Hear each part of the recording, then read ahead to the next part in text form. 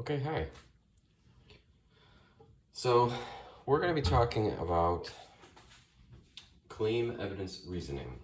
And for now, I just want you to see that we have two sandwiches here, pretty much identical. Okay, and they're just peanut butter on whole wheat. Okay, yummy. Okay, and I did toast the bread a little bit so it would be a pleasant crunch.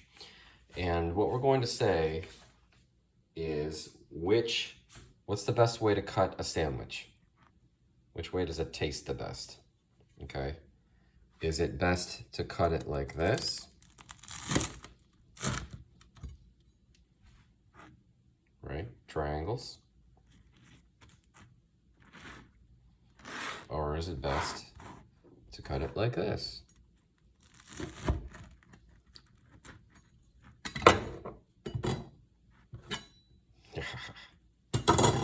So we're gonna call these rectangles.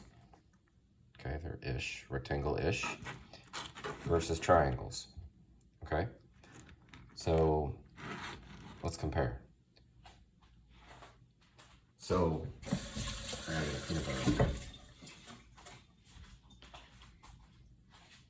what's a better way to cut your sandwich?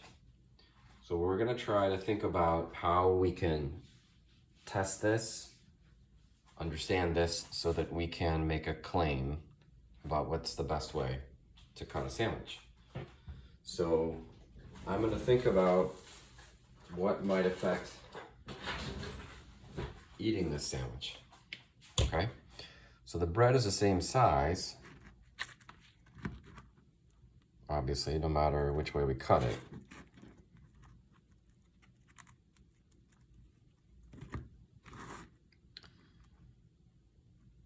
Okay, so the piece on the left is about 4.5 inches wide, and this is about 4.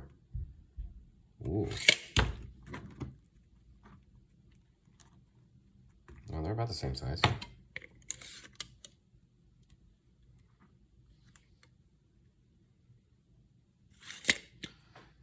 Okay, around 4.25 inches by 4.5.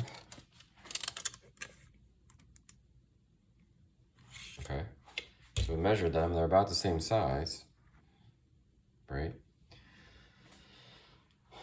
But what's different? Well, if we cut it this way, the cut is about 4.5 inches. But if we cut it at an angle, it's 5 inches. We get a longer cut if we cut it diagonally. The cut surface is longer. How would that affect? If the cut surface is longer, how would that affect the taste of the sandwich?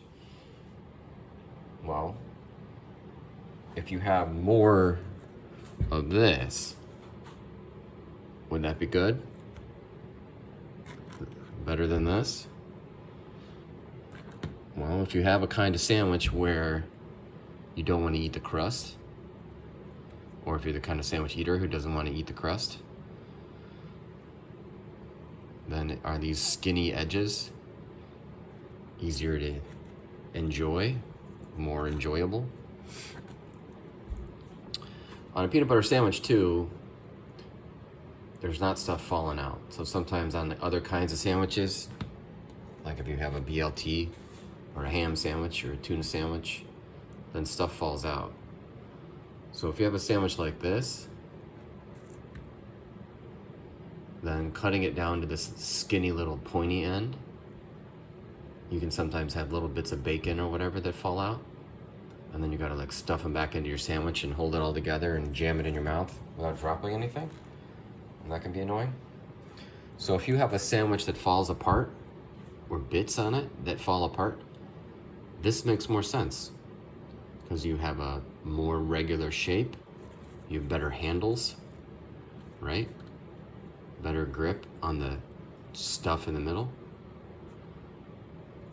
So it looks like this shape is a better way to cut your sandwich if you're eating a BLT or a loose sandwich. We'll call that a loose sandwich. Okay? But if you're making peanut butter and jelly, a fluffernutter, which is peanut butter and marshmallow fluff, or anything that's gooey like that, or if you just are not a crust person, then this sandwich might make more sense. Okay? So because this is peanut butter and jelly, or this is just peanut butter, because this is peanut butter, we're gonna say this is a better sandwich. Okay? Now, the best way to do this would be to make a bunch of different sandwiches and eat them. But I just ate dinner, so I'm not gonna eat these guys. Okay? So, if I were gonna be a real scientist here, I should probably make a whole bunch of sandwiches and bring them in. But I'm not gonna do that because I'm not your personal chef. Sorry, bro. Okay?